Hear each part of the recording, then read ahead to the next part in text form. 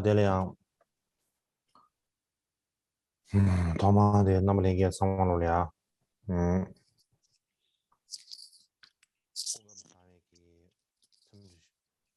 怎么学英？那么连给上升了？ Pertama-tama saya ingin menyampaikan salam saya dan mendoakan Anda semua dalam kondisi baik dan sehat. Semuanya bisa mendengarkan saya.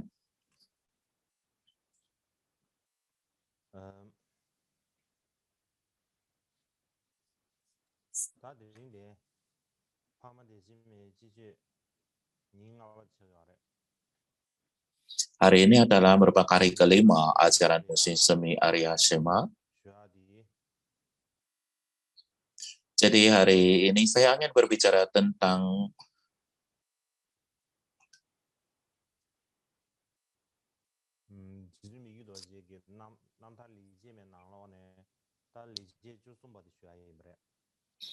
adalah perbuatan baik ke-13 dari ayat autobiografi perbuatan baik karya Mika Durje, dan menurut garis besar dari komentar pelayannya sangat tentang perbuatan baik ini, bagian tentang meditasi pada body cita relatif memiliki dua bagian, yaitu mempertukarkan diri, yaitu pada saat meditasi dan pada saat sesudah meditasi. Dan di antara itu kita telah membicarakan bagian daripada meditasi, dan kita berbicara pada bagian yang kedua, yaitu mengambil kesulitan sebagai sang jalan pada saat pasca meditasi. Dan ini memiliki 10 subtopik.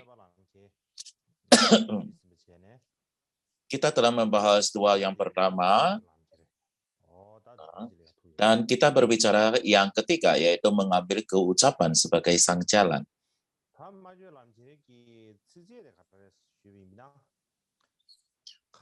Stanza mengambil ucapan sebagai sang jalan adalah sebagai berikut: untuk membawa manfaat dan kebahagiaan bagi semua orang di sepanjang angkasa, saya mengucapkan kata-kata baik yang membedakan apa yang harus dilakukan dan apa yang harus ditolak.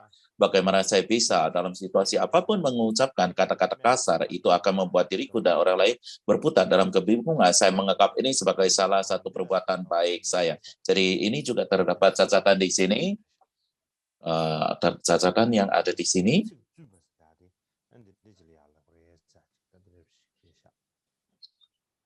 Jadi inilah ya catatan mengenai perbuatan ucapan yang baik ataupun perbuatan yang ucapan yang mulia.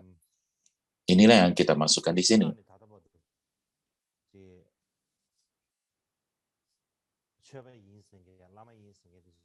Dari dulu sampai saat ini, banyak sekali orang mengatakan bahwa mereka adalah praktisi Dharma, dan tanggung jawab utamanya adalah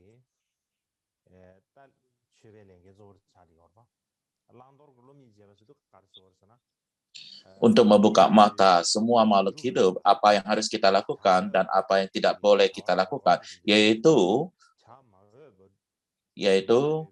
apa hal-hal yang perlu kita lakukan ataupun perbuatan baik, yaitu perbuatan baik, dan apa perbuatan baik yang harus kita hindari.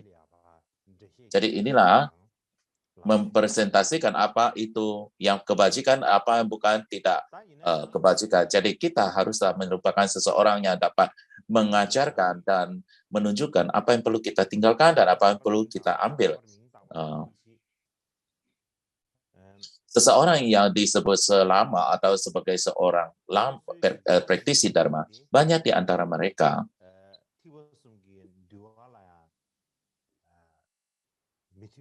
dalam tindakan daripada tubuh ucapan batin mereka tidak benar-benar sesuai dengan vinaya dari 3 kendaraan itu dan bertentangan dalam sutra, dan pada dasarnya bertentangan dengan Tripitaka daripada ajaran agama Buddha. Jadi apa yang mereka lakukan itu sebenarnya adalah seperti suatu tipe musyrik ataupun penipuan. Bahkan mereka tidak mempunyai kualitas, mereka pura-pura untuk memiliki itu, dan mereka juga menyembunyikan semua kesalahan-kesalahan yang ada di dalam diri mereka. Dan untuk melakukan penyembunyian itu, mereka melakukan banyak hal. Oleh sebab itu, walaupun mereka memiliki kesalahan, mereka bertindak dan menjelaskan bahwa itu semuanya adalah merupakan kualitas-kualitas, dan mengimajinasikan bahwa terdapat tujuan-tujuan besar seperti itu. Jadi mereka menganggap seperti itu bagi diri mereka, dan mereka juga untuk melakukan banyak hal yang merugikan diri sendiri, orang lain, dan diri sendiri dan orang lain, tetapi mereka menganggap bahwa itu adalah sesuatu yang memberikan untungan besar. Jadi hal-hal yang merugikan orang lain dan diri sendiri, mereka menjelaskan dengan cara yang sedemikian rupa sehingga seolah-olah memberikan manfaat diri bagi sendiri dan orang lain. Jadi secara ringkasnya, mereka diselimuti oleh kegelapan ketidaktahuan. Mereka benar-benar sangat bingung tentang apa yang harus dilakukan dan apa harus ditinggalkan, baik di dalam kehidupan ini maupun di dalam kehidupan yang akan datang. Dan mereka juga memiliki nama-nama seperti Lama Rinpoche dan sebagainya. Ya, mereka mempunyai diberikan nama-nama yang sangat prestisius atau bergengsi seperti ini. Jadi oleh sebab itu mereka berpura-pura bertindak seperti Lama atau Rinpoche yang besar seperti itu. Ketika mereka bertemu dengan orang-orang yang sama seperti itu, apakah itu seorang lama ataupun murid, dan ketika orang-orang itu muncul, maka mereka senang, bukan? Ketemu orang sejenis, bukan? Ketika orang-orang melakukan hal-hal yang sama, berpikir dengan cara yang sama, mereka akan harmonis. Dan mereka akan saling memuji satu dengan lain. Mereka akan, Anda lebih jago dari saya, orang yang lebih agung dari saya. Dan ketika mereka saling memuji satu dengan lainnya, mereka mengangkat satu dengan lainnya dan untuk memperoleh lebih ketenaran. Jadi inilah yang mereka melakukan seperti itu. Dan mereka akan mengatakan, tindakan Anda, ucapan Anda sangat bagus sekali. Ini sesuai dengan Vinaya. Anda menguasai bodhicitta, Anda memiliki pembebasan daripada mantra rahasia, Anda pengalaman meditasi Anda itu benar-benar sangat stabil. Anda adalah seorang yang paling dermawan, kecerdasan Anda memiliki kecerdasan luar biasa. Jadi mereka saling memuji satu dengannya, mereka saling memperdaya, mereka saling menipu satu dengan lainnya.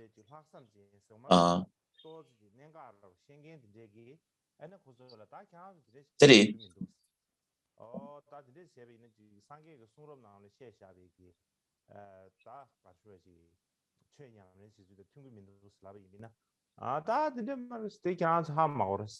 dan maka ketika mereka bertindak sesuai dengan ajaran-ajaran Buddha, maka mereka akan mengatakan, Anda tidak mengerti bahwa ajaran-ajaran kitab-kitab suci Buddha yang agung sesungguhnya mengandung makna petunjuk-petunjuk saja, dan kita tidak bisa mempraktekannya sekarang. Jadi mereka menjelaskan dengan berbagai cara lain. Jadi mereka menjelaskan berbagai cara ajaran itu sesuai dengan apa yang mereka lakukan. Mereka akan mengatakan, dalam masa kemerasaan kita tidak benar-benar dapat melaksanakan ajaran Buddha. Jadi kita hanya bisa mengikuti instruksi intisari daripada guru itu. Itu tidak akan gagal.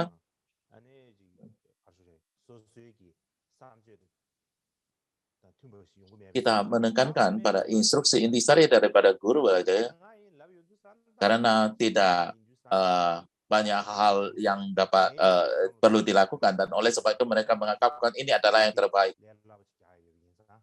Jadi sang guru akan mengatakan, ini adalah cara saya, tradisinya, dan maka Anda perlu melakukan sesuai dengan instruksi ada guru, itu sudah cukup menurut mereka.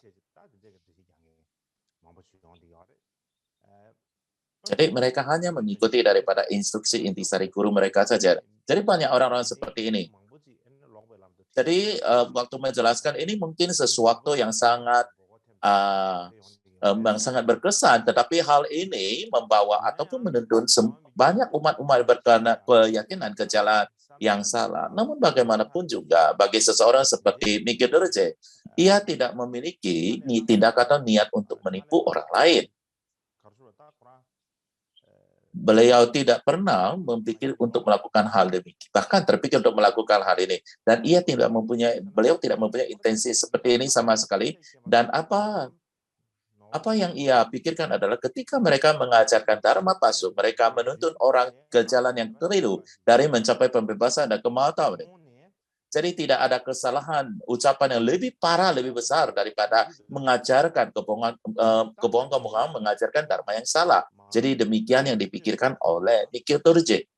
Jadi Mikyo Dorje mengajarkan Dharma, katakanlah kapasitasnya untuk yang lebih tinggi, untuk pencerahan yang dapat mampu memahami bila mana diajarkan sesuai dengan Dharma atau sesuai kitab suci, bila mana indera-indera dan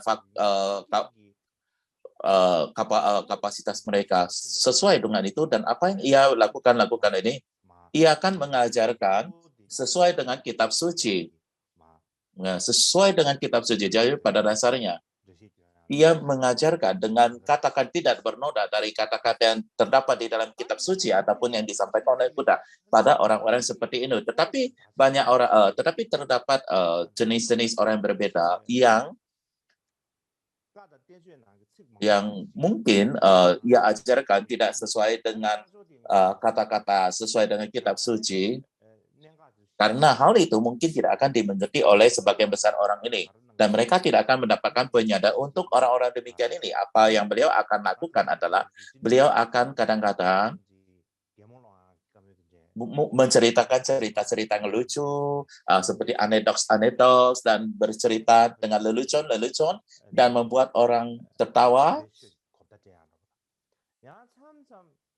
Dan dengan melakukan itu, ia memberikan pemahaman Dharma. Jadi kadang-kadang ia melakukan hal demikian ini.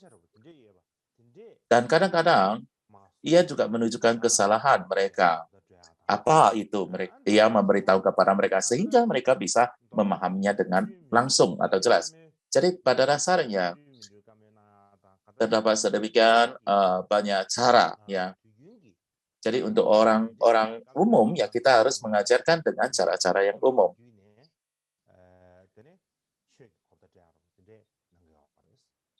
Dan dengan demikian, ia dapat memberikan sedikit pemahaman terhadap Dharma pada mereka.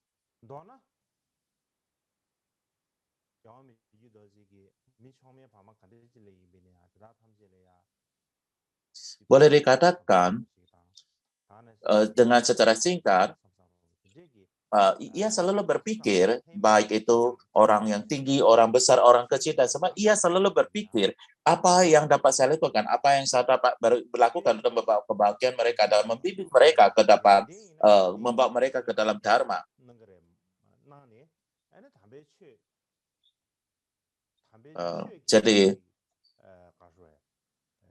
Jadi beliau selalu memiliki keinginan murni untuk membawa manfaat dan kebahagiaan bagi semuanya. Dan beliau mengatakan kesalahan sebagai kesalahan dan kualitas sebagai kualitas. Jadi jangankan untuk Dharma, mereka bahkan salah mengerti tentang cara-cara duniawi. Jadi ketika ia berbicara, ia akan berbicara sangat langsung sekali pada situasi kondisi orang tersebut. Dan ia akan membicarakan tepat seperti apa yang ia pikirkan terhadap orang tersebut.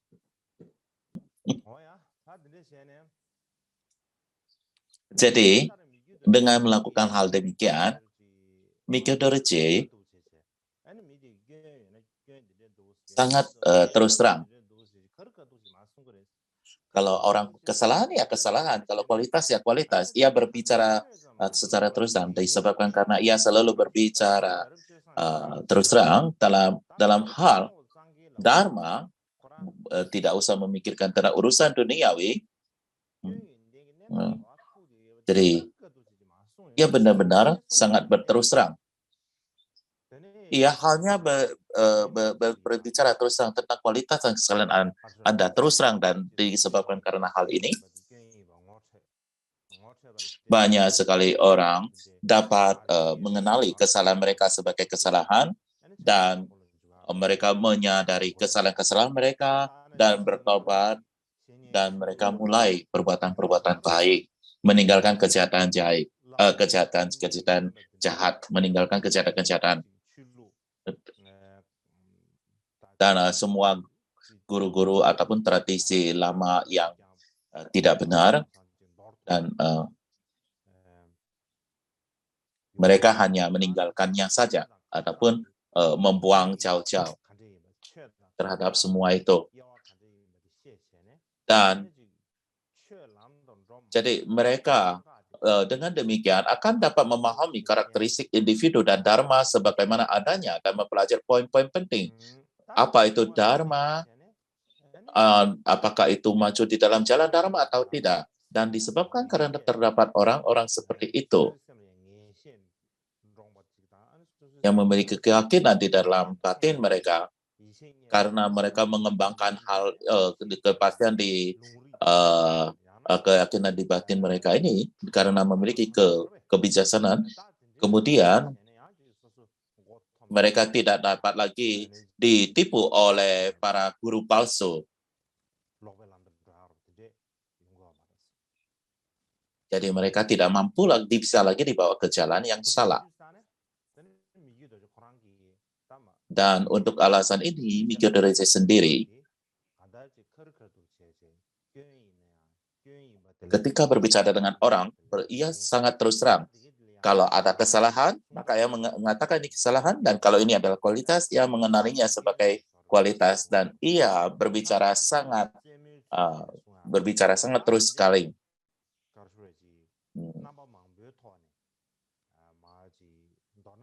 Jadi dengan berbagai macam cara,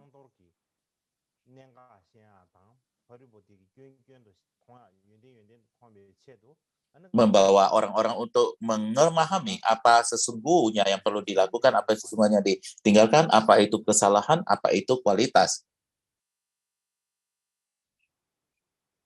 Dan ia tidak pernah katakanlah mundur pada saat beliau memberikan ajaran ataupun advice, nasihat-nasihat.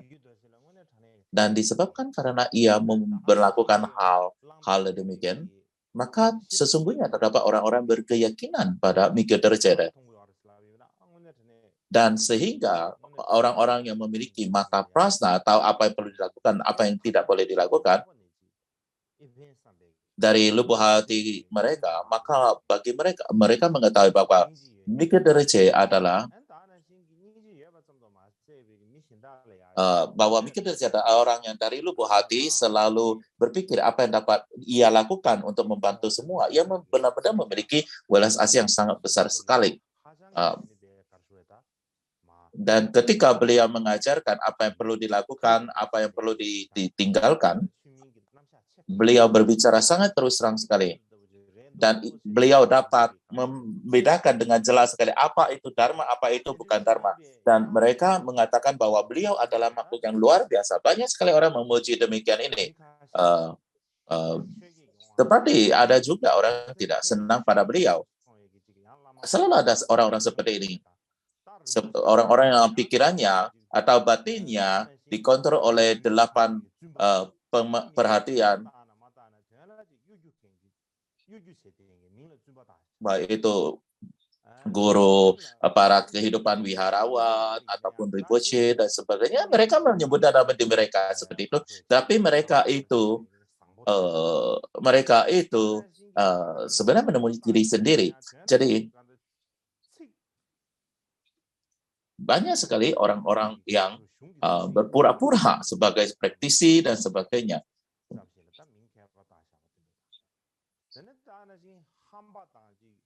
Banyak juga orang menyebut dirinya sebagai ulama, cendekiawan, hanya mengulangi kata-kata manis daripada kitab suci. Ada juga orang yang kelihatan sangat terhormat, baik dan sebagainya. Sesungguhnya mereka adalah orang yang sangat jelek dan mereka ini menyebut diri mereka sebagai praktisi. Dan juga terdapat orang yang mereka adalah mereka itu kelihatan adalah orang-orang yogi yang sangat sederhana, tapi mereka itu benar-benar adalah orang yang kompeten. Jadi secara singkat, banyak sekali orang yang menyebut diri sebagai praktisi, tetapi tidak mempunyai keinginan untuk bebas daripada samsara. Dan apa yang mereka katakan adalah beliau itu berbicara sangat banyak sekali dan berusaha untuk menjatuhkan orang lain. Beliau selalu mengkritik orang lain, dan terutama orang-orang yang memiliki keyakinan dalam Dharma. Ia selalu mengutuk orang-orang ini. Mereka mengatakan ini adalah karena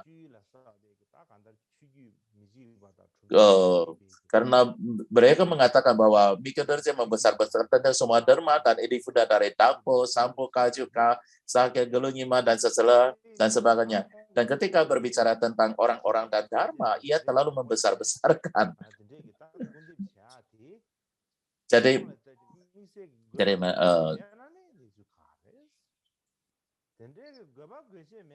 bila mana Anda memiliki alasan itu, ya mungkin ada tujuannya. Tetapi bila mana Anda tidak mempunyai ada tujuan yang jelas, maka itu adalah seperti menolak dharma. Jadi pada saat Mika Dorje banyak sekali orang yang mengatakan demikian.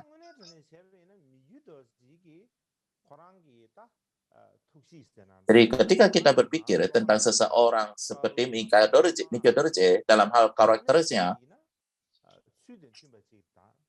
ketika mengajar dan memberikan instruksi pada murid-muridnya,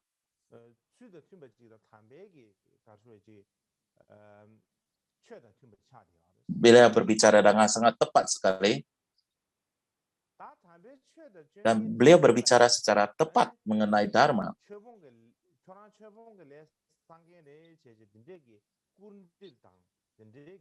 Tetapi bagi orang-orang yang pura-pura mempraktikkan Dharma, ia mengatakan bahwa beliau mengkritik dan meninggalkan Dharma dengan cara demikian ini, dan menuduh orang lain.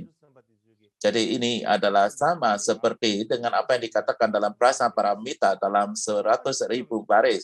Tidak peduli berapa banyak orang bodoh mengkritik seorang bodhisattva dan guru Dharma yang tidak dapat diubah, semakin mereka dikritik, sesungguhnya semakin meningkatkan praktik bodhisattva yang tidak mundur lagi.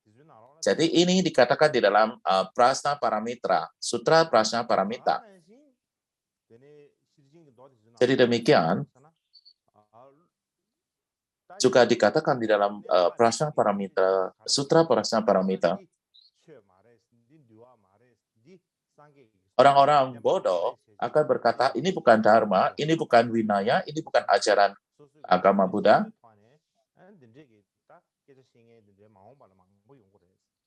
Mereka berbicara dengan demikian. Dan bahkan orang-orang ini akan muncul di masa-masa yang akan datang. Orang-orang seperti ini.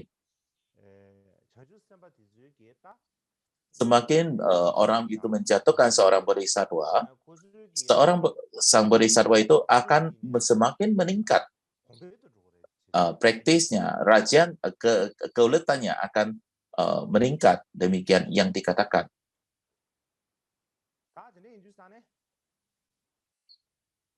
Jadi singkatnya, pada dasarnya, poin yang perlu kita pahami, banyak sekali orang-orang mengkritik bodhisattva ataupun orang-orang agung. Kenapa mereka melakukan hal demikian ini?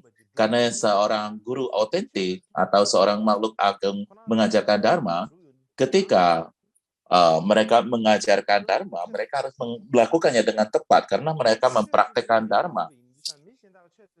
Dan hal ini akan menghantam pada kesalahan-kesalahan tersembunyi mereka karena tidak mampu untuk mempraktekkan Dharma itu. Karena mereka melihat hal demikian, sesungguhnya mereka merasa malu pada diri sendiri. Dan dengan demikian, sehingga mereka akan menjadi marah terhadap bodhisattva dan menganggap mereka sebagai musuh.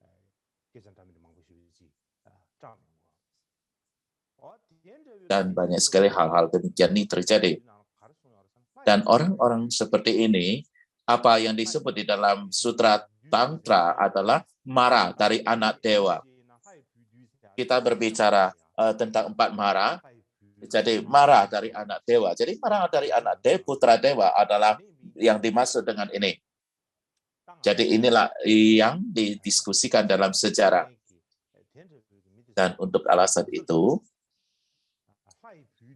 kita harus berhati-hati terhadap orang-orang seperti ini.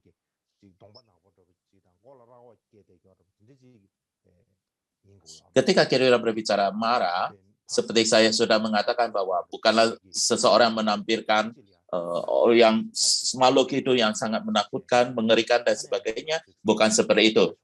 Ya, kadang-kadang kita tidak dapat mengenalinya. Kalau kita memikirkannya adalah demikian, itu sangatlah terbatas sekali. Sesungguhnya marah itu adalah orang atau makhluk yang menghalangi kita untuk mencapai pembebasan ataupun mencapai pencerahan.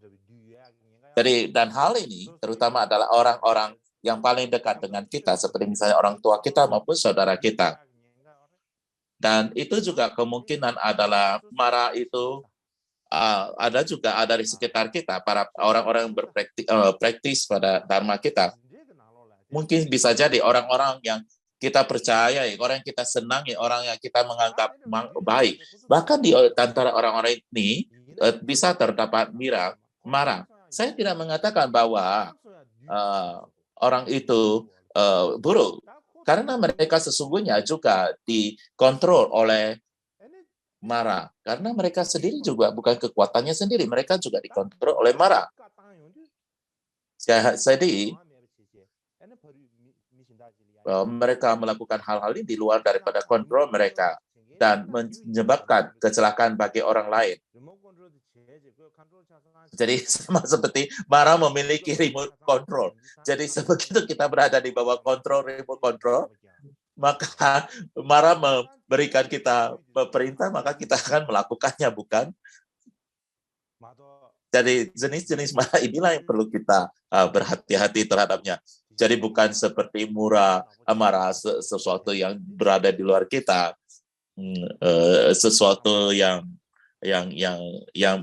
menghantui rumah kita dan sebagainya. Saya rasa ini adalah sesuatu yang perlu kita pahami.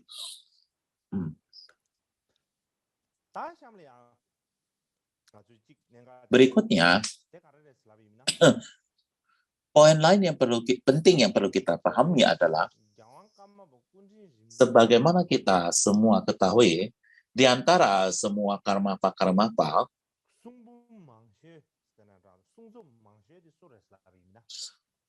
orang yang memiliki karya-karya yang paling panjang dan paling banyak adalah,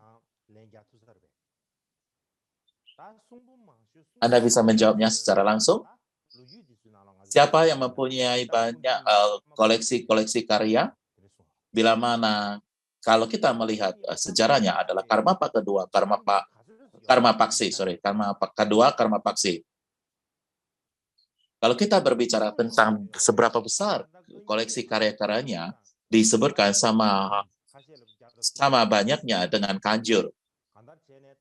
Jadi sama seperti Kanjur.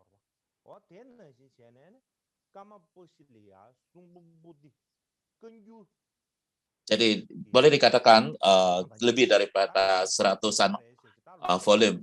Jadi ia memiliki karya-karya yang komplit dan sangat besar sekali. Jadi ini yang dikatakan di dalam sejarah.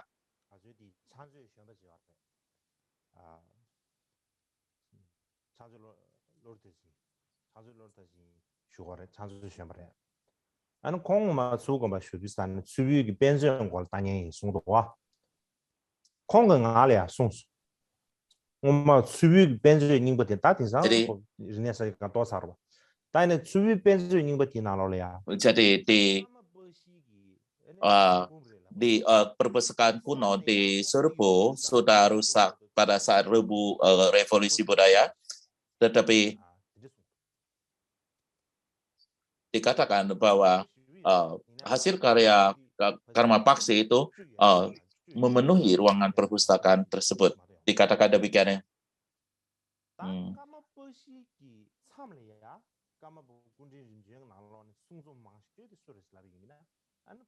Setelah Karama Paksi, orang yang memiliki karya-karya terbanyak adalah dikatakan sebagai Mikhail Dorje. Dan saya rasa tidak salah untuk mengatakan demikian, karena Mikhail Dorje sendiri sejak beliau masih muda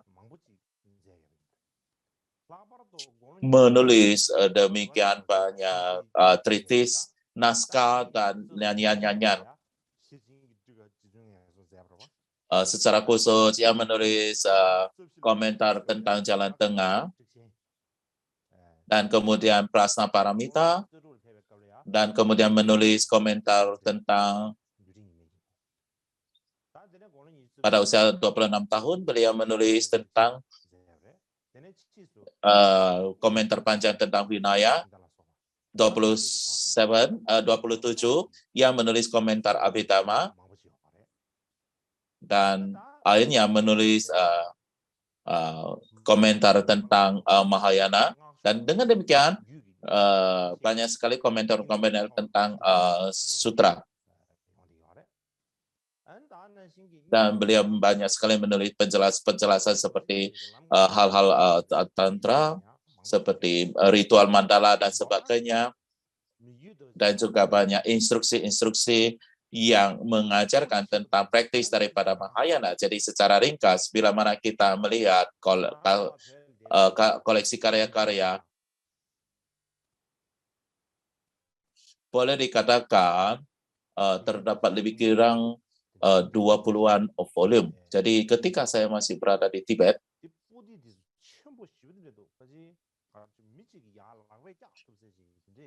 saya memiliki beberapa volume daripada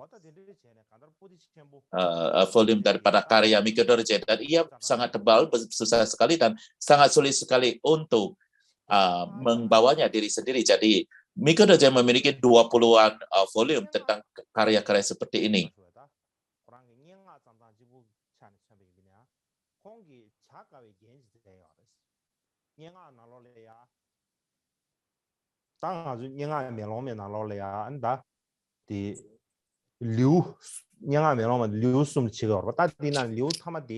Jadi terdapat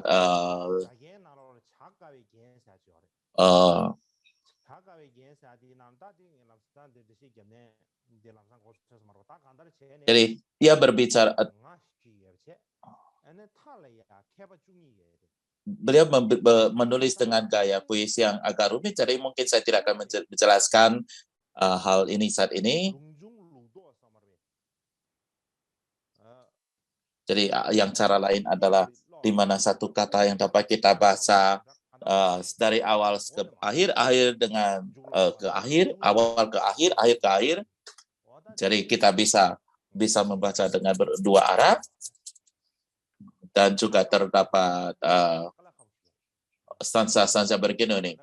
Karena hal demikian itu sangat sulit sekali untuk ditulis, bukan?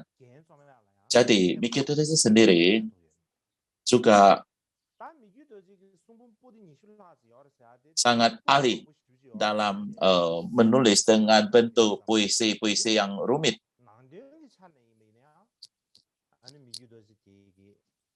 Jadi dalam hal isi, kita berbicara tentang karyanya,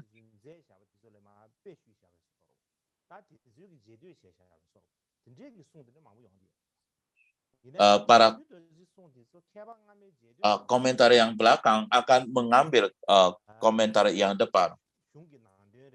Hal ini terjadi karena Mikhail Dorje itu tidak pernah mengikuti daripada cendekiawan-cendekiawan terdahulunya. Dan beliau itu menggunakan setiap kata-kata itu melalui suatu penelitian sangat mendalam.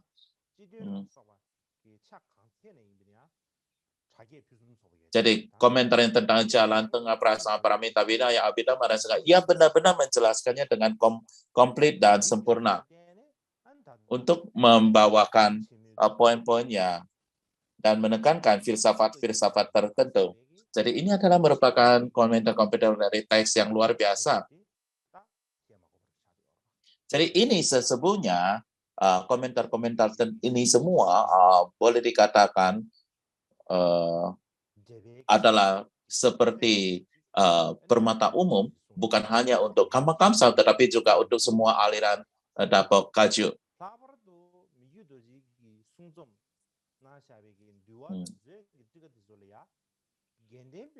Dan khususnya komentar tentang Abhidharma dan Vinaya sering sekali digunakan sebagai bacaan tambahan di perguruan tinggi monastiks. Jangan lupa, banyak sekali kisah-kisah senior memberitahukan saya hal ini. Bila mana ada waktu di kemudian hari,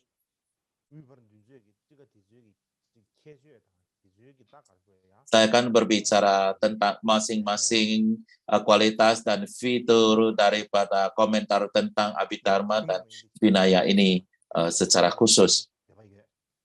Dan yaitu bagaimana ia dan sebagainya. Saya akan membicarakan hal ini di kemudian, tetapi hari ini yang akan saya bicarakan adalah merupakan teks tulisan beliau yang sangat singkat. Saya rasa sangat bagus. Kita akan beristirahat sejenak saat ini. Kita akan kembali lagi setelah setengah jam.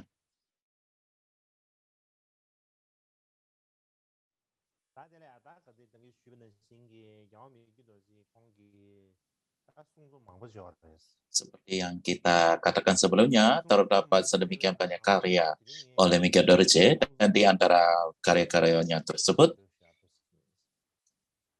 saya akan membicarakan yang paling ringkas.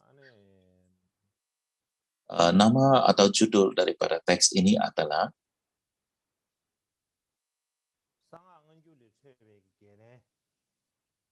mempresentasikan asal-usul guru dan ajaran yang tak terbantahkan. Tanggapan terhadap beberapa sanggahan dari mantra rahasia terjemahan kuno. Dan konten daripada teks ini adalah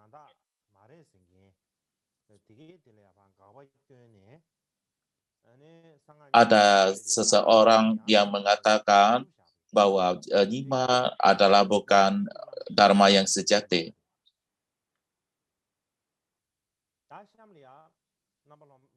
Dan ia menyatakan ini adalah salah, mengatakan bahwa Nyima adalah merupakan ajaran Dharma yang sejati. Jadi ini adalah semacam tanggapan.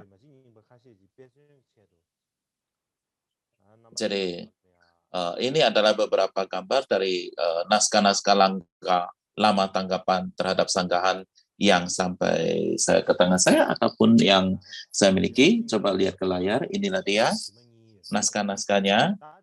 Jadi ini adalah dua naskah kuno, dan yang di atas,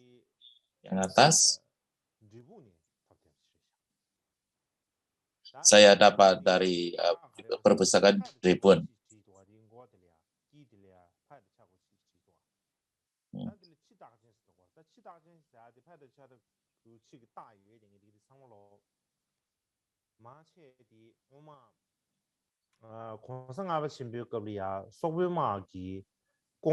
Jadi ketika masa Dalai Lama kelima,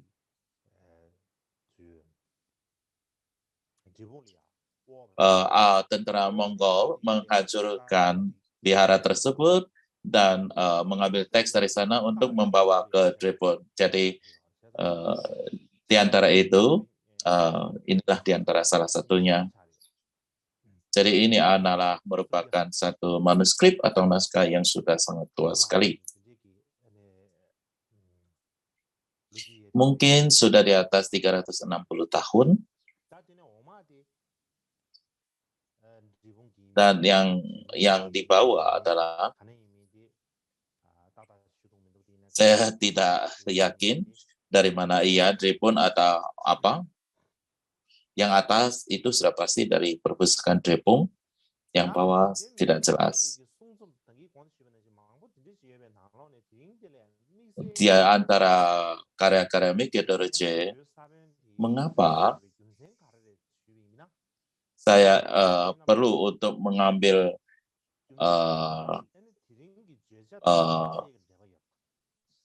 sanggahan,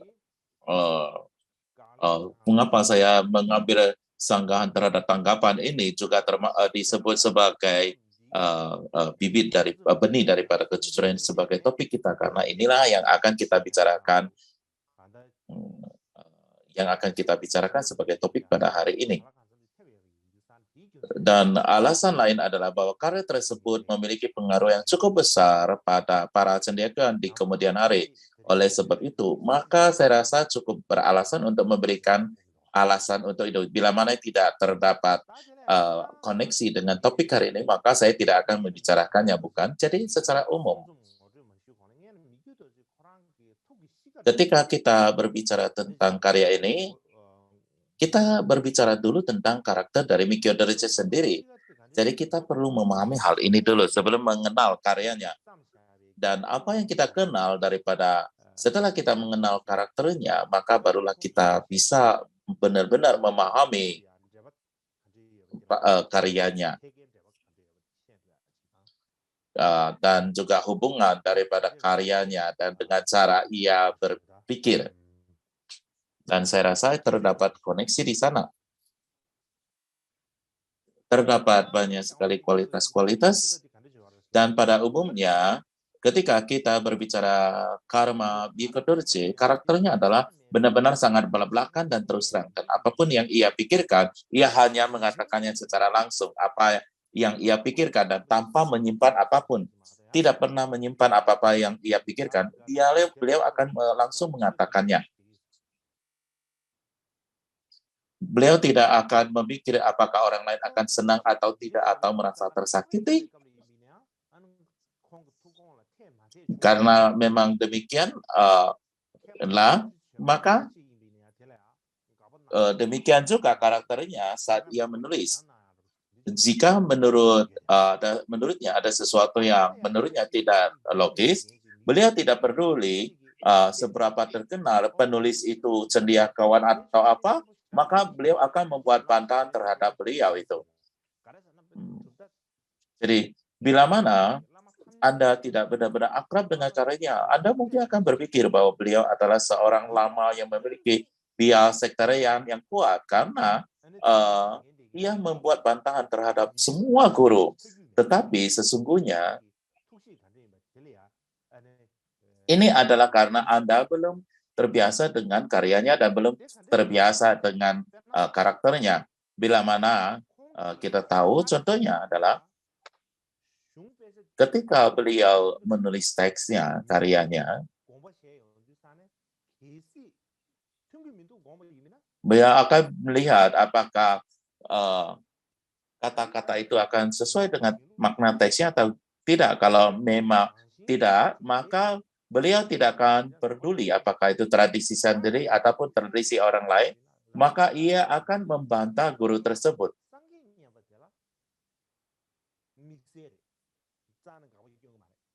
Contohnya, guru akarnya Sang Nyimpa, ia tidak pernah membantah. Selain daripada itu, semua guru-gurunya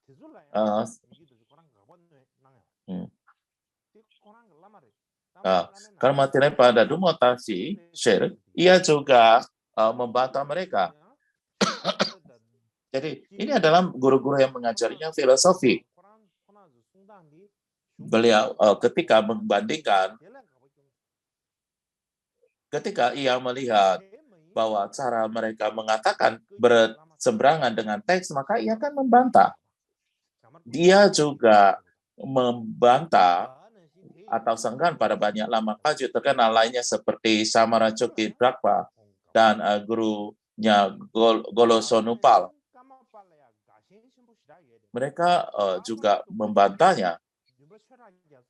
Demikian juga mereka memiliki afinitas yang sangat kuat dengan Kamapa. Seperti mereka memiliki hubungan yang sangat erat dengan Kamapa ketujuh, misalnya Prasen Sakya Choden, ia juga membantah apa-apa yang ia tulis.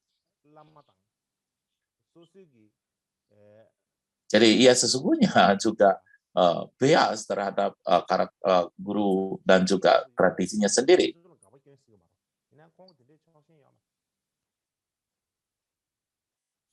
Ia juga ia akan membantah siapa saja kalau menurut ia tidak cocok. Dan apa yang ada di dalam pikirannya adalah ia akan memperhatikan apakah kata-kata itu sesuai dengan teks-teksnya atau tidak. Tidak peduli siapapun orang yang menulisnya.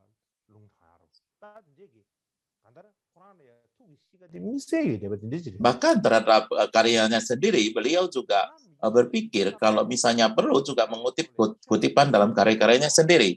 Jadi ketika dengan singkat, ketika ia menulis teks dengan kata-kata Sang Buddha, maka antara dharma dan individu, beliau menganggap dharma itu jauh lebih penting daripada individu-individu tersebut. Jadi bagaimanapun juga,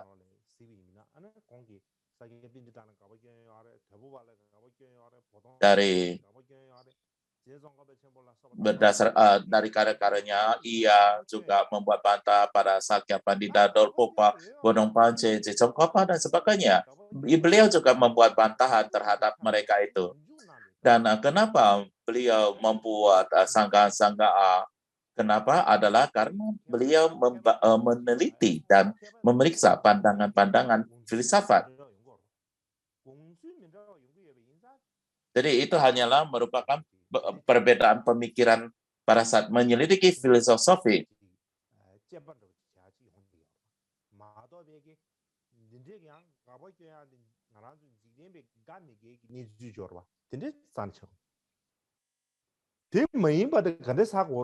Jadi ketika ia menulis bantahan, bukanlah pada masalah suka atau tidak suka secara duniawi. Hal ini dapat kita ketahui dari karyanya, pujian terhadap 5 makhluk agung yang menyebarkan risalah di Tibet. Dan ini adalah merupakan pujian-pujian. Dan di dalam PJ ini ia menyebutkan Dopolpa, Bodongpa, dan Jejongkapa, dan ia memuji mereka semua. Ketika ia membantah, ya ia membantah. Ketika ia memuji, ia akan memuji. Jadi ia bukan seseorang yang karena tidak suka membantah seseorang. Tidak seperti itu. Seperti hal-hal duniawi ini. Jadi bukan seperti cara duniawi kita, orang yang kita suka ataupun tidak suka. Demikian juga dengan kumpulan lagu-lagunya.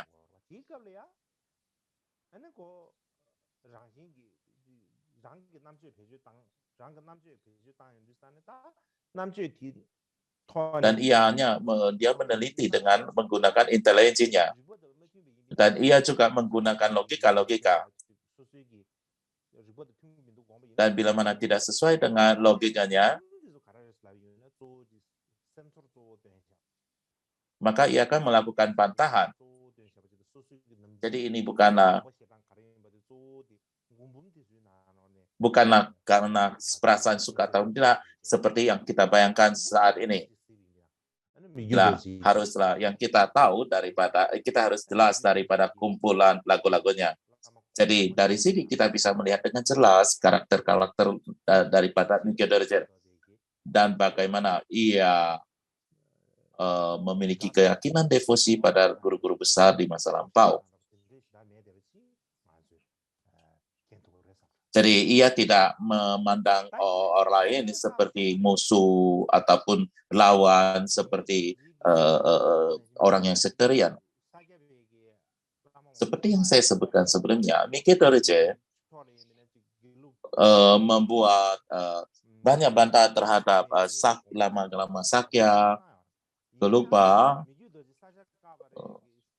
Ia juga membuat banyak bantahan terhadap Jejongkapa tentang jalan tengah, tetapi tidak ada yang menyebutkan bahwa ia membantah terhadap Sakya dan Gelug, tetapi selalu dikatakan bahwa ia membuat bantahan dan sanggahan terhadap Nyima, dan adapun alasan ini adalah berasal dari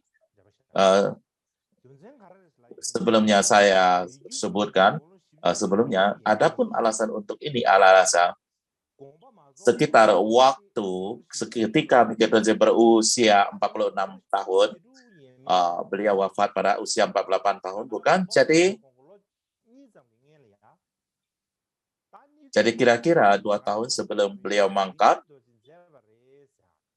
dan satu situasi yang muncul adalah terdapat sebuah surat yang konon ditulis oleh Mikio Dorje yang mengkritik Tantra Nyima yang beredar di seluruh wilayah. Dan ini adalah merupakan bantahan terhadap Tantra Nyima yang beredar. Dan untuk itulah banyak orang mengkritik beliau dan mengatakan bahwa beliau itu mengkritik Nyima dan sebagainya, dan oleh sebab itu menjadi terkenal sama itu, sehingga orang-orang juga mengkritik Mikio Dorje.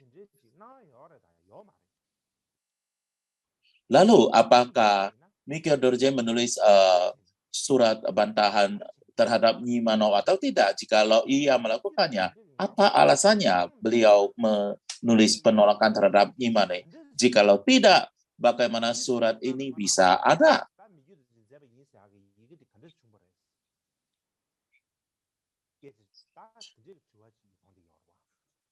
Lalu ada satu surat yang mengatakan ditulis oleh Mikio Dorje, dan itu ada. Lalu dari mana surat ini berasal?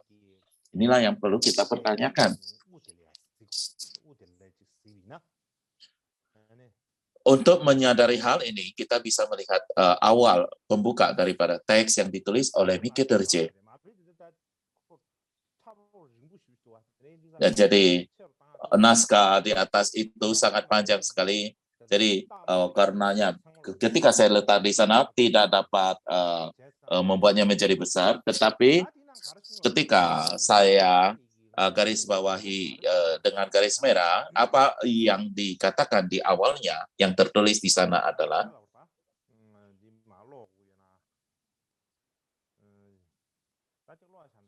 perlu saya bacakan?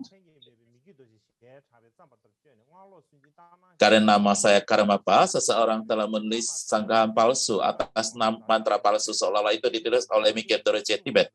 Saya tidak mengerti nama atau tujuan dari individu manapun yang telah melakukan ini, tetapi ini telah menyebabkan banyak orang di Ucang memandang kami dengan kebencian sebagai orang-orang yang menindas dengan pandangan salah dan mengucapkan kata-kata penistaan. Untuk mencegah kejahatan seperti itu meningkat, saya akan berbicara tentang hal ini. Dan apa yang dikatakan di sini adalah beliau tidak tahu dan juga tidak mengenal orang dan tujuan daripada orang ini. Jadi ada orang yang berpura-pura sebagai Mikio Dorje. Ada orang yang mengatasnamakan Mikio Dorje untuk menulis tulisan ini. Dan ini sudah jelas bukan ditulis oleh Mikio Dorje sendiri. Dan dari bagian tulisan ini dapat kita pahami dengan baik. Beliau tidak memahami dan tidak tahu siapa yang menulis ini. Saya tidak mengerti. Saya tidak mengetahui siapa nama orang itu. Ia mencuri, mengatasnamakan Mikio Dorje. Dan kita lanjut melihat teksnya. Ada yang apa yang terdiri di sini?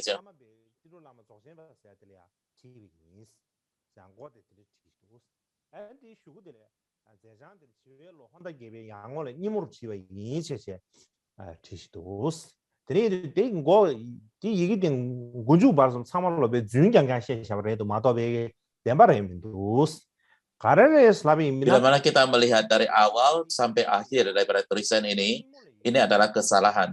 Ataupun alasannya adalah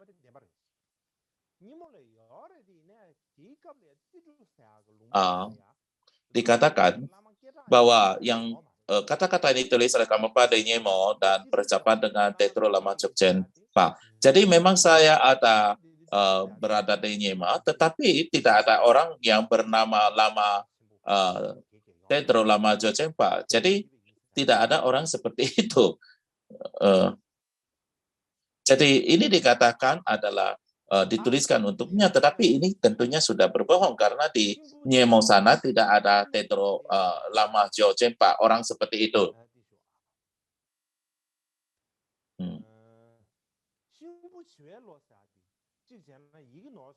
Dan juga di sini dikatakan ini ditulis oleh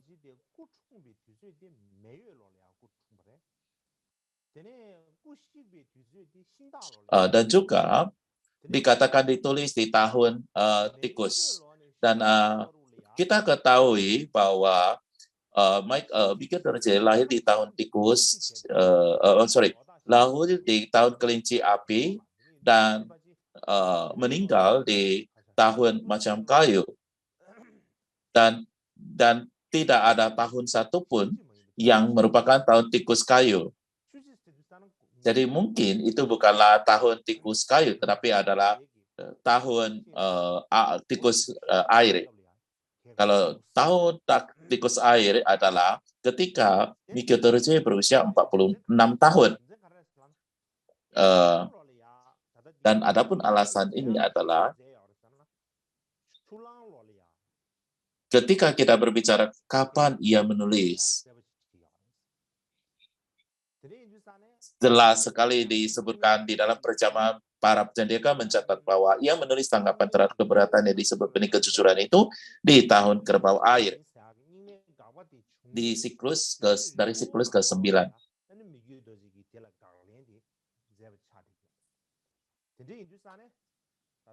Dan itu pasti beberapa saat setelah keberatan atau sangka terhadap imam muncul.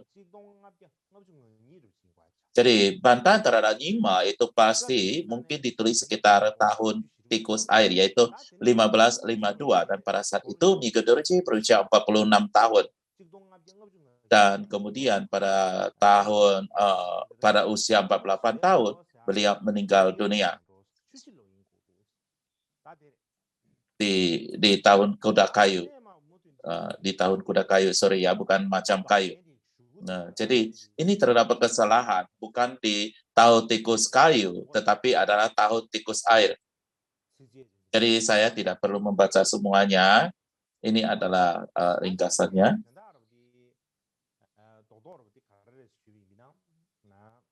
Poin utama dari sini adalah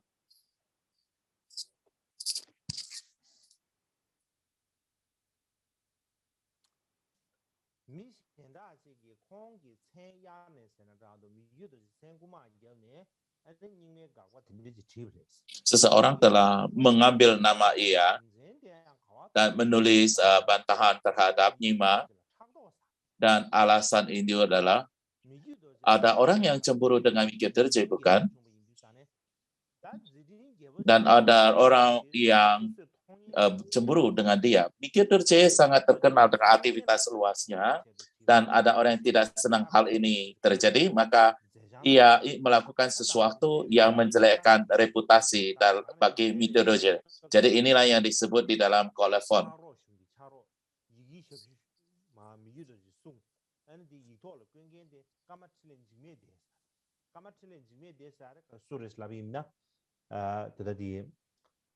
Jadi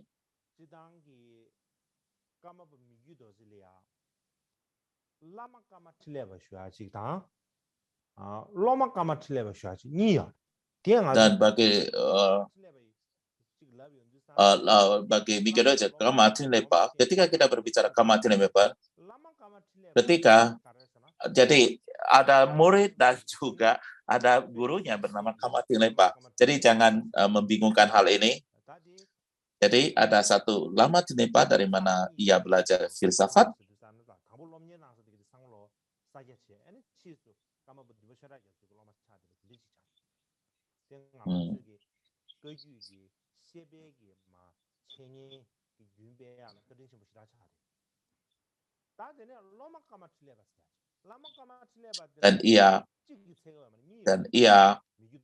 Dan yang kedua adalah muridnya adalah Karmatile.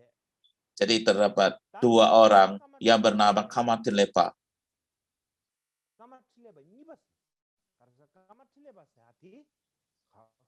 Jadi yang kedua, jadi Kamatin Lepa yang kedua muridnya. Jadi yang pertama adalah gurunya, yang kedua adalah muridnya.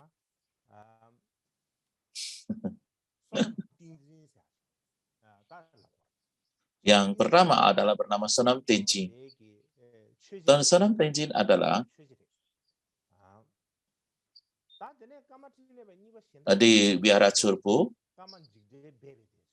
yang Kamatin Lepa, Kamatin Lejing Medepa, dan nama lainnya adalah Pegar, namanya ada Pegar.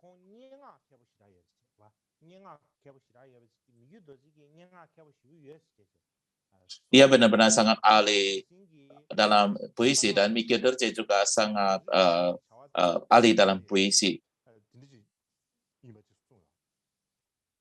Juga sangat terkenal di dalam ritual Vajrayana dan juga guru Master Vajra. Dan Kamapatilepa yang kedua adalah juga dipuji oleh Dalai Lama yang kelima.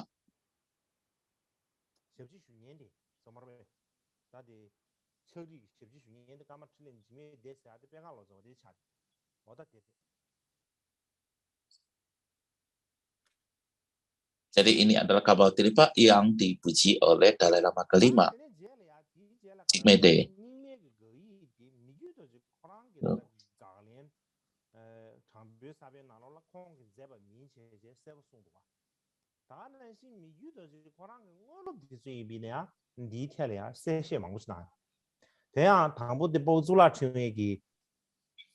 Jadi ini sangat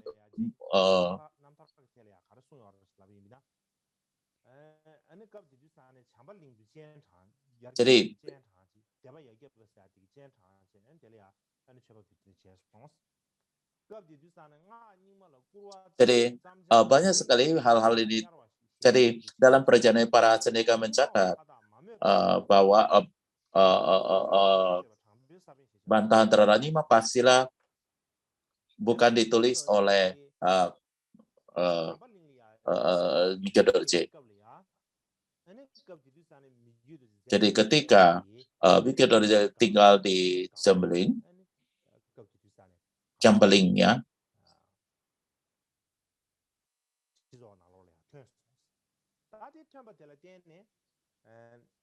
jadi secara ringkas Mikio Dorje juga menjelaskan kepada murid-muridnya tentang apakah beliau telah menulis bantahan terhadap Nyima tersebut atau enggak. Jadi dalam biografi Pawa Sulat Trengwa tentangnya di perjamuan para cendekiawan dikatakan beliau diundang ke Jambaling di mana ia dapat membuat persembahan dengan penuh devosi terhadap sebuah surat memfirman Tantra Nyima telah mengambil nama Mikio Dorje di California, dan karena itu sama sekali tidak menghormati Nyima. Beliau menulis benih kejuruan sebuah tangkapan terhadapnya, penilaian terhadap kepengarangannya. Juga pada tahun 53 tahun, Pawa Sungla Trewa, ia menulis risalah memurnikan pandangan salah. Apa yang dikatakan di dalam teks ini adalah ada sebuah surat yang telah mengambil nama Mikio Dorje, dan disebabkan karena hal itu, orang yang memiliki keyakinan pada Nyima Tantra kehilangan keyakinan pada Mikio Dorje, dan untuk alasan itulah Mikio Dorje sendiri menulis suatu respon tanggapan yang sangat panjang sekali, dan kita dapat melihatnya di sana, sebuah tanggapan yang sangat panjang. Jadi ini dapat kita lihat di dalam Pawa Sungla Trewa, hasilkan perjamuan para terpelajar.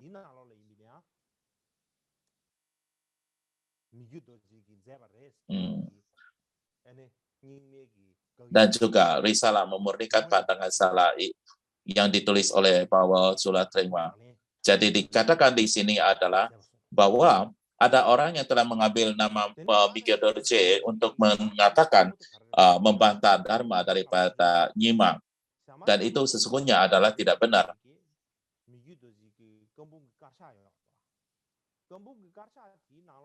Dan sama Koncoknya kelima menulis katalog karya lengkap dari Mikio Dorje, bukan? Dan di dalam kelima katalog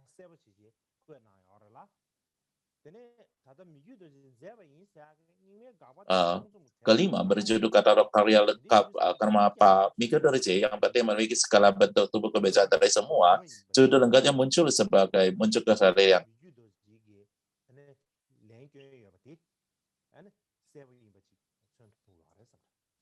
Dan ini mengatakan bahwa surat itu, di sini tertulis bahwa surat itu adalah palsu dan Miki Doji melakukan sanggahan terhadap hal itu. Itu sangat jelas sekali di sini.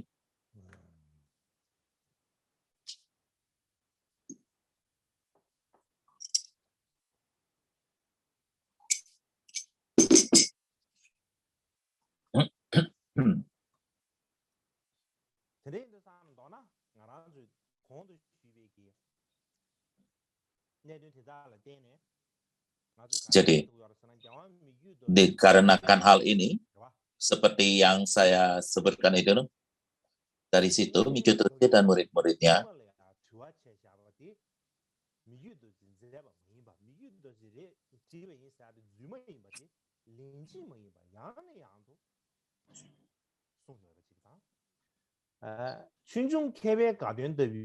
jadi ini tulisan bantahan terhadap Dharma kepada Nyima itu adalah sebenarnya palsu, ya, bukan ditulis oleh Miki Doji.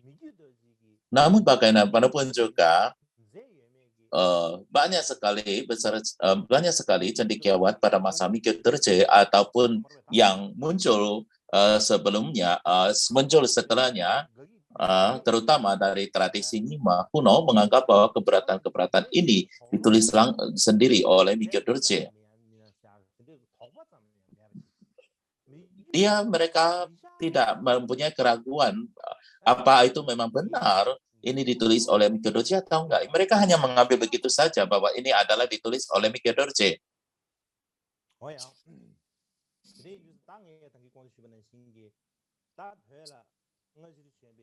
Seperti yang saya sebutkan terdahulu,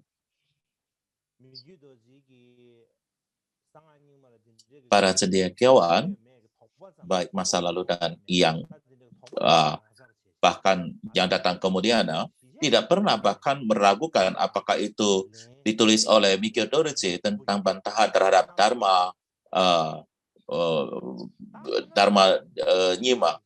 Dan oleh sebab itu mereka menganggap ini adalah ditulis oleh Miki Doji.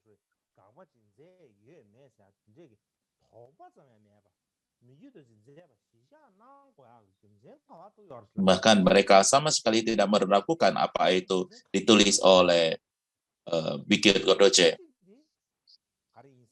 Saya rasa terdapat beberapa alasan untuk itu. Salah satunya adalah para cendekiawan ini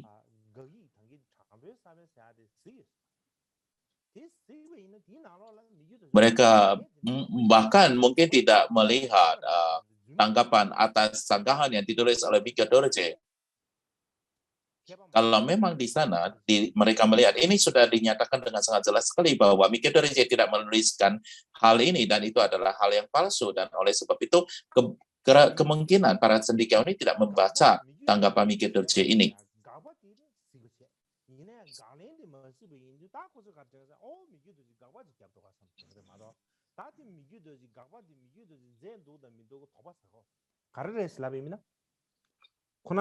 Jadi mereka hanya mengatakan bahwa bantahan yang ditulis oleh Miki Doji itu mengatakan oh ya itu ditulis oleh Miki Doji, dan mereka tidak meragukan apakah itu ditulis oleh Miki Doji atau bukan, dan mereka tidak melihat ataupun membaca daripada jawaban ataupun bantahan tanggapan Miki Doji terhadap tulisan tersebut. Dan sebagai alternatif juga pada saat itu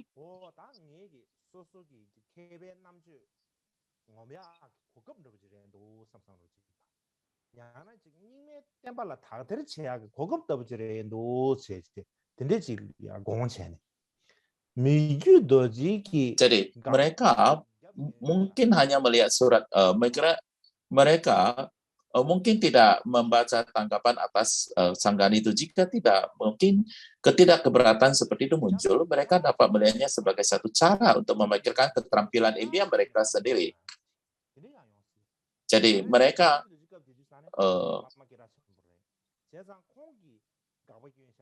atau melihatnya sebagai kesempatan mengklarisi ajaran Nyima.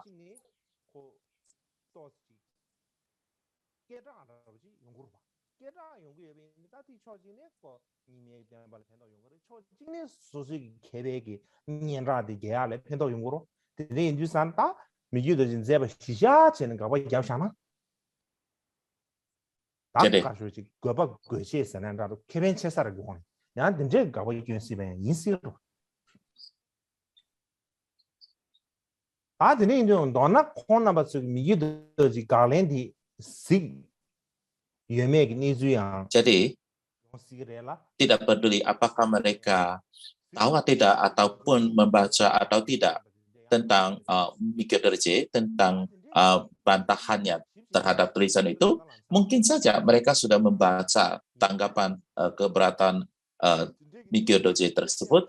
Mereka mungkin telah membacanya, tetapi pura-pura tidak membacanya, menulis dan membaca tulisan itu.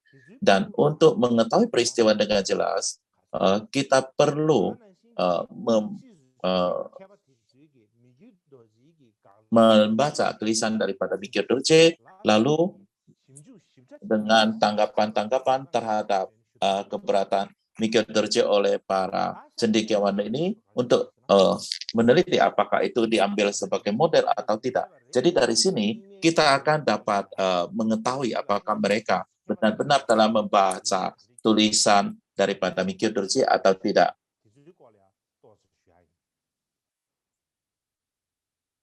Jadi kita melihat itu bahwa surat tersebut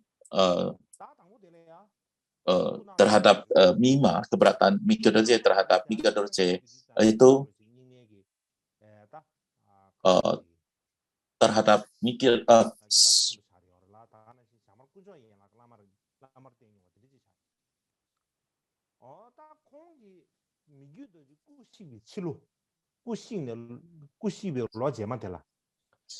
lalu kita melihat bagaimana tanggapan orang-orang itu, orang Nyima itu bereaksi terhadap tulisan daripada yang dikatakanlah surat yang ditulis oleh Mikio Dorje tersebut, dan kita melihat ya salah satunya adalah apa yang kita kenal sebagai Tusu Naso Randul menulis tulisannya, yaitu ia nulis pada tahun Lembu Kayu, siklus ke-9 tahun 1955, tahun wafatnya Mikio Dorje. Sebuah teks yang berjudul Bentangan Kecemarahan Dharma, sebuah jawaban atas pertanyaan yang diajukan oleh Gyalwang Karmapa dalam surat resmi. Beliau menerima begitu saja bahwa Mikio Dorje menulis sanggahan terhadap Dharma Nyima. Jadi inilah yang benar-benar terjadi. Jadi mereka menulisnya begitu saja. Jadi ia menuliskan ini adalah merupakan tulisan daripada Mikio Dorje. Dan kemudian 3 tahun setelah Mikio Dorje meninggal dunia, Yade Dorje Chenrab Gatso menuliskan untai permata tanggapan atas pertanyaan-pertanyaan atas asal usul Buddha Dharma. Ini memberikan jawaban untuk masing-masing dari 26 pertanyaan dalam surat yang menolak Nyima dan menjawab secara mendalam. Secara umum, struktur karya tersebut tidak hanya merupakan satu respon, itu adalah secara penting dari Dharma Nyima, dan Chapje Dugjo Rinpoche menggunakannya sebagai sumber untuk sejarah dharmanya.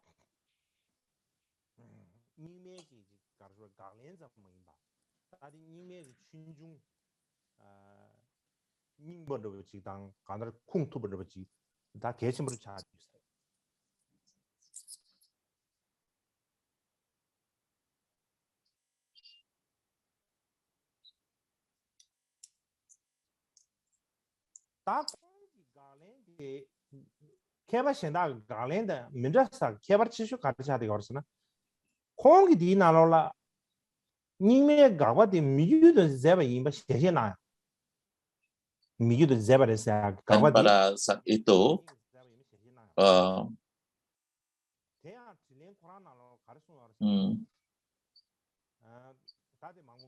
dalam sejarah Guru Tasi Dharma oleh Guru Tasi tertulis, pada satu titik di masa lalu saya memang melihat sejarah Nyima Dharma dikenal sebagai sejarah Yakti Dharma yang dikatakan ditulis oleh Dorje Chenrab Gyatso, tetapi saya belum mendapatkannya saat itu. Jadi satu perbedaan utama antara tanggapan terhadap keberatan dan tanggapan orang lain adalah bahwa ia tidak menerima bahwa keberatan terhadap Nima telah ditulis oleh Miguel Dorje. Saat itu ia menulis, dalam kata-kata emanasi Aman Singa Buddha, Master tak terkalahkan dari tingkat ke-10 dari penguasa ajaran Buddha bernama Chodruk Gyatso Tamjili Nampar Gerwa Miguel Dorje Sampur Dorje Gyawayang yang melambangkan sebuah tradisi termasuk semua ajaran Buddha dan menyebarkan serta menyebarkan ajaran Sakya, Sakyu, Kagyu, dan sekolah Nyima ke segala arah. Beliau tidak terpisahkan dari hamparan kebijakan Padma Sampawa. Tetapi seseorang dengan motivasi sektarian menulis surat palsu dengan kesalahpahaman tentang ajaran Kagyu dan Nyima.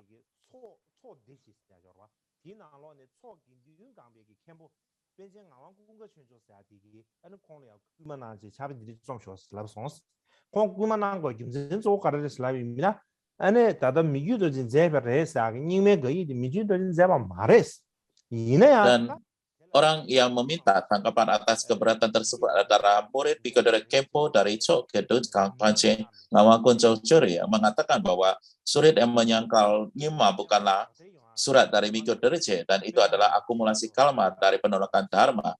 Jadi beliau harus menulis tanggapan secara Dharma terhadap keberatan untuk menjernihkan ajaran Kagyu dan Nyima. Dan yang lain adalah Yarjap Parjen. Apa yang beliau katakan juga adalah Anda harus menulis secara Dharma dengan menjawab pertanyaan yang akan bermanfaat bagi ajaran secara mudah spesifik. Dan itu menyenangkan Miguel Dorje. Dan untuk alasan itulah kita dapat katakan bahwa dua suratan keberatan terhadap Nyima itu tidak ditulis oleh Miguel Dorje. Jadi pada saat itu orang yang kenal Miguel Dorje, yang memiliki koneksi dengan Miguel Dorje, meyakini bahwa surat bantahan terhadap Nyima itu bukanlah ditulis oleh Miguel Dorje. Kemudian hari, setelah 22 tahun, Miguel Dorje meninggal dunia atau wafat, Sokdapol Gyatsen menulis sebuah tulisan Guntur dari Scripture dan Logika, satu respon pada Gyalwang Kamapa Miguel Dorje, surat Gyalwang Kamapa mempertanyakan mantra rahasia Nyobar, ini menanggapi keberatan terhadap Nyima dari awal sampai akhir dan mengambil dasar bahwa Miguel Dorje menulis surat itu.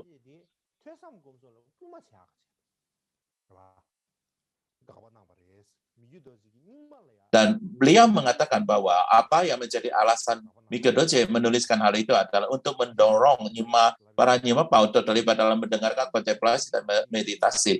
Jadi inilah yang beliau katakan.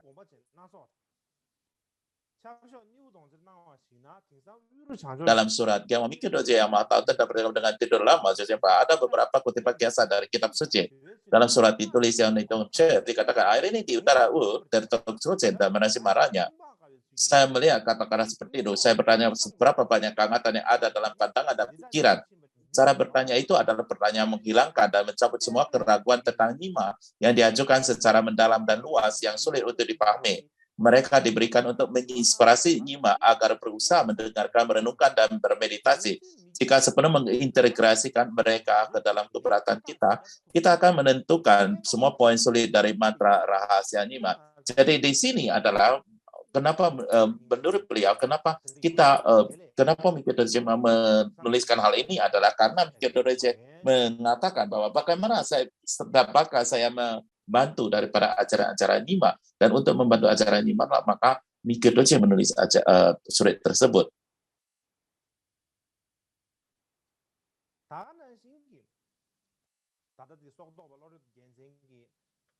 Demikian juga Sokdapol Gyatsen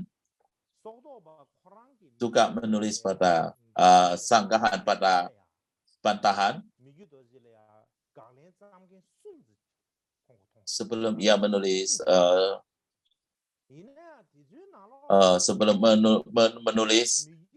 responnya, ia juga melihat 3 respon dari yang lainnya.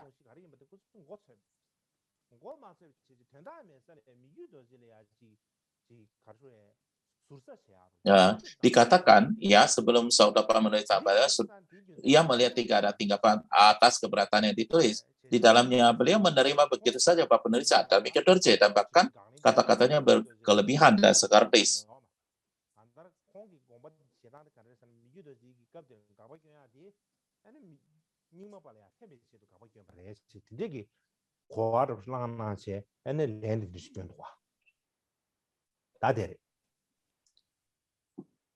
Jadi menurut beliau, Mika Dorje menulis surat ini adalah untuk memberikan manfaat bagi Nima, supaya Nima meningkatkan ketika kebijaksanaan tersebut. Dan kemudian di awal abad ke-17 terdapat kisah pembebasan Tarsem Losar Gyasa yang ditulis oleh Dalai Lama kelima. Dan apa yang dikatakan di sini adalah Mika Dorje terkadang menulis bahwa mantra rahasia Nima adalah dhamma palsu. Kadang-kadang beliau mengatakan seju dari Guru Joang.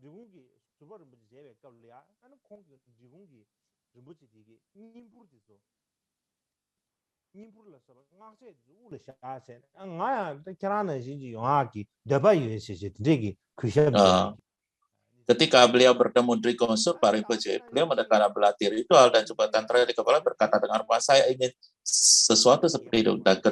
Dan saat itu terdapat Raja Tibot, Raja Nedong, dalam suratnya kepada Nuli Milodayeche, akhirnya ini Utara True, Teton Collection, dan emanasi mara lainnya, dan demikian juga menulis percakapan dengan Lama Tedawa. Inilah yang mengkritik daripada para Nima. Jadi ia melakukan semua hal ini.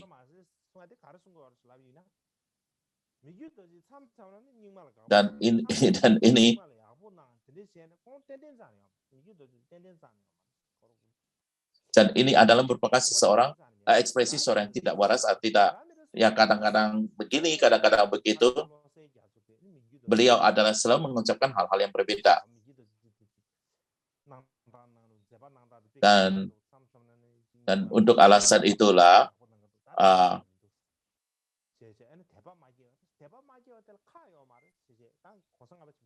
Satelo Chalkyatso tidaklah begitu mempunyai keyakinan dalam Mika Dorje, karena menurutnya Mika Dorje kadang-kadang begitu dan kadang-kadang bertindak seperti itu. Jadi dengan demikian dalam nama kelima menganggap ini adalah ditulis oleh Mika Dorje, dan demikian juga dari catatan ajaran Dalai Lama kelima, instruksi karma para Ranju dari siklus soal arti dalam syair tampaknya merupakan pengalaman luar biasa dari jejak dibangunkan oleh Ngenlam Gyalwatsuki. Ini tidak seperti Mika Dorje yang dikatakan sebagai reinkarnasinya. Jadi ia memuji Ranju Dorje dan ia menulis kamanyintik siklus luar arti dalam verse, dan ketika kita melihatnya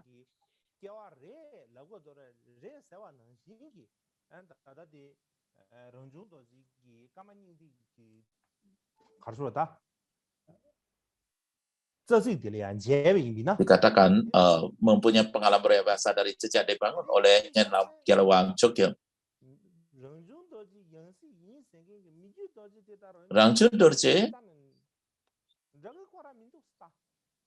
kalau kita mengatakan Mika Dorje adalah inkarnasi daripada Ranju Dorje, sangat sulit sekali karena mereka itu sangat berbeda. Ia sangat berbeda dari Ranju Dorje.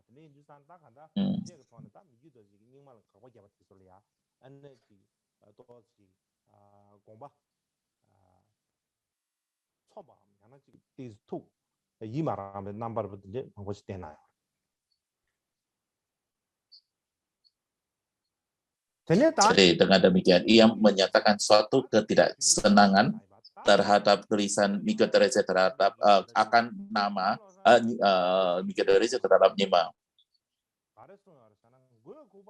Demikian juga pada abad ke-18, Tupken Choge Nyima yang menulis tentang cermin kristal sekolah filsafat, secara khusus Kepala Cedric Kumpaldenim menyajikan banyak bukti bahwa Nyima bukanlah Dharma murni dan Sakya Jodena Kama Mikirojit mengikuti jejak mereka.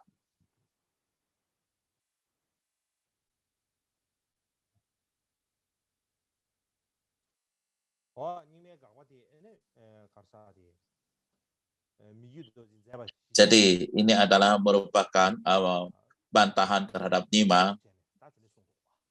Jadi ia Mikirojit mengambil ini sebagai dasar untuk menulis teksnya. Dan pada abad ke-19,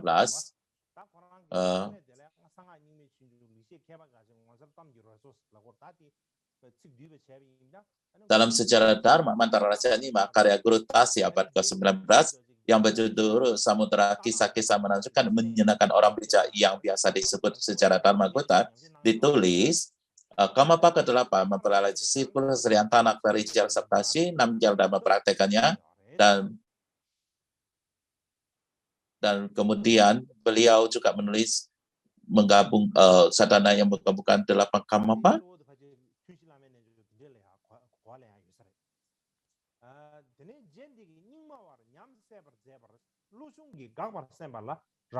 Dia menggambarkan sebagai persepsi murni. Guru ini menyelidiki Nyima dan berniat untuk menyangka beberapa orang berpikiran sempit, dan ia menulis tanggapannya sendiri.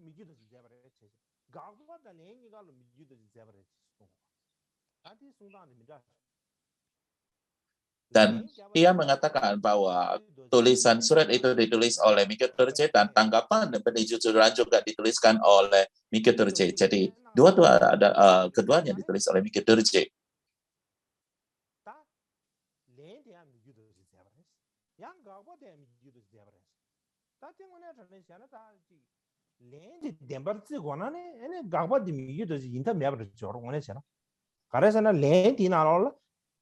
공개 제바 뭐인지 세버송 근데 나티 내가 과투데 예 가지고 좀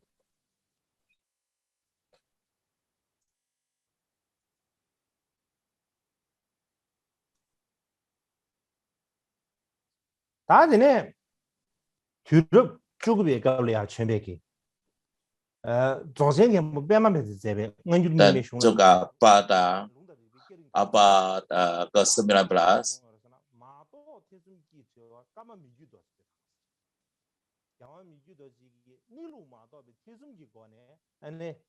juga pada abad ke-19 Chojeng Kempo Pamawajra menulis dalam Fajar pertama kitab suci dan logika pertanyaan dan dikatakan pertanyaan dari keraguan yang tidak disadari oleh Mika Dorje menjelaskan bagaimana Mika Dorje mengajukan pertanyaan dari keraguan tidak menyadari alasan atau sifatnya. Beliau juga menulis tentang tanggapan terhadap keberatan oleh Soknopa yang mengatakan Guntur kitab suci dan logika menanggapi kitab surat Mika Dorje tersebut dan kemudian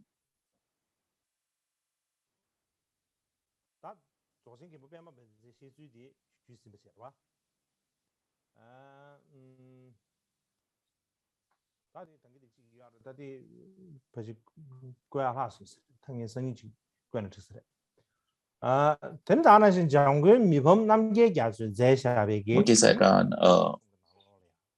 dan kemudian juga Jangko Mipan Abdul Qasir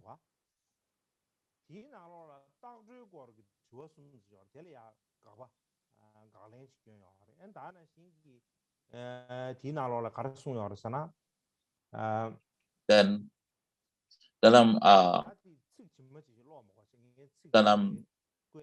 Untaya Permata Wajra karya Jangko Mipan Namgyal pemeriksaan tampan batin alami dari 3 siklus tentang batin alami, ia memberikan tanggapan terhadap keberatan dalam 3 pertanyaan tentang topik pembahasan melalui investigasi. Jadi mungkin saya tidak akan menuliskannya semuanya dan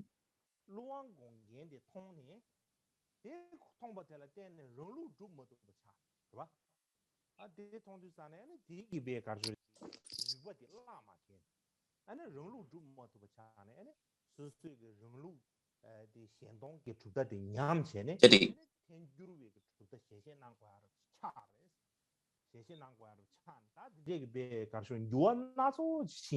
Jadi menurutnya beliau tidak dapat membuktikan ataupun menggunakan menggenggam daripada tradisi adat karena Anda tidak dapat menjaga tradisi Anda, maka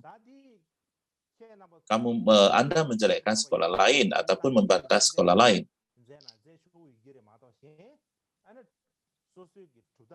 Dan sebagai seorang Turku, Anda tentunya dapat melakukan apapun yang dapat Anda lakukan. Tetapi sebagai orang biasa, Anda sebagai seorang Turku tinggi, Anda tidak dapat mempertahankan daripada pandangan Anda sendiri. Beliau tidak mengatakan secara terus terang nama daripada Miguel Dorje.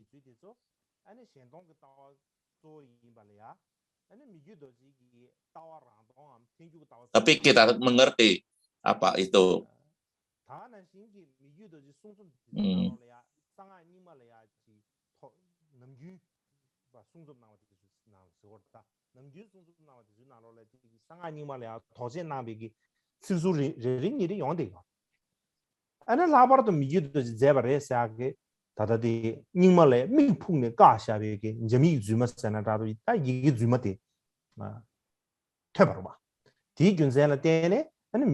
Jadi secara singkat, Karmapaka 3 Rancu Dorje dan Karmapaka 7 Cotadeso terutama menjelaskan pandangan secara sentong, sedangkan Karmapaka 8 menjelaskan dari perspektif Raktong dan konsekuensi. Dan dalam karyanya ada beberapa pertanyaan sampingan yang meneliti antara Nyima. Secara khusus, ada surat kuasa menyangkal menyangkal dialog dengan Gatot Jatra dalam kumpulan karya Miguel Dorje berbunyi, apakah kamu menghancurkan takar dan taring pada guru muka yang dibuat oleh Teto Sanggalingpa? Sebagai tanggapan itu sudah retak dan rusak. Baru kemudian ketika kita memberikan celah, Kang, saya mendengar bahwa itu telah rusak.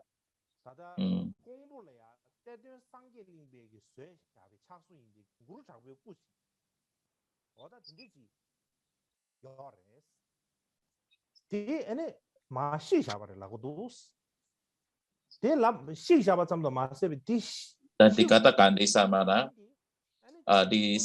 ada di wihara sana terdapat Sangge Lingpa dan katakan rupak itu sudah rusak dan katakan bahwa itu sudah rusak.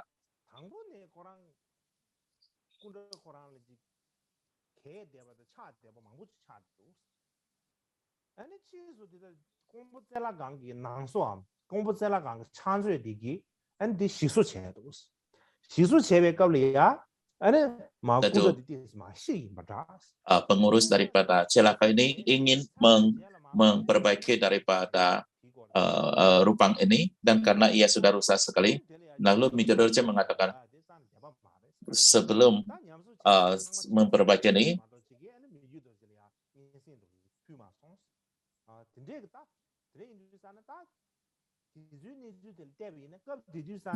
Miguel Dorje tidak tahu sama sekali bahwa ada kejadian ini dan bahwa pengurus itu akan memperbaiki rupang tersebut, dan beliau sama sekali tidak mengetahui semua ini.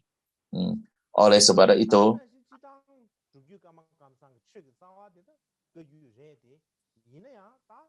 bahkan saat itu bukan saja mereka mengatakan bahwa Miguel Dorje menulis sanggahan terhadap Nyima, bahkan mereka juga menuduh bahwa Miguel Dorje sudah merusak daripada rupang daripada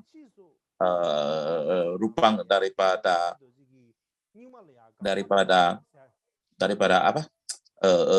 daripada emanasi Pak Masamba tersebut. Jadi berpikir dasar siri praktek Karma Kamsam adalah kajuk pelindung dharma kita benar.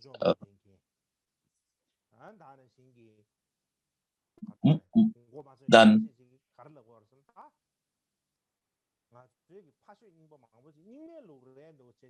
Jadi banyak sekali orang-orang yang tidak jelas, banyak mengatakan bahwa banyak sekali banyak sekali sesungguhnya praktik-praktik dari Kamsang keluar dari Nima, dan banyak sekali orang mengatakan bahwa karena Mika Dorje mencela daripada Nima, maka ini adalah merupakan praktek yang tidak murni. Jadi hal ini banyak terjadi, mengatakan ada demikian ini, dan hal ini terjadi sampai karma sempo wangpo reinkarnasi dapakang lausowa. Jadi mereka benar-benar mengatakan bahwa pernyataan serupa ini disebabkan karena Mika Dorje memandang menista daripada Nima itu. Jadi kalau di dalam kaju sendiri saja menganggap Mika Dorje yang menulis surat itu, maka bagaimana orang lain, partai lain bisa memahami bahwa itu memahami daripada itu tidak ditulis oleh Mika Dorje. Lalu secara umum, saya akan berbaca tentang apakah Mika Dorje jadi saya di sini mau menjelaskan bahwa surat ini sesungguhnya bukanlah ditulis oleh Mika Dorje. Namun besok mungkin saya akan berbicara tentang pandangan, jadi kita akan selesaikan sampai di sini. Kita akan lanjut pada besok, kita akan lanjutkan dedikasi.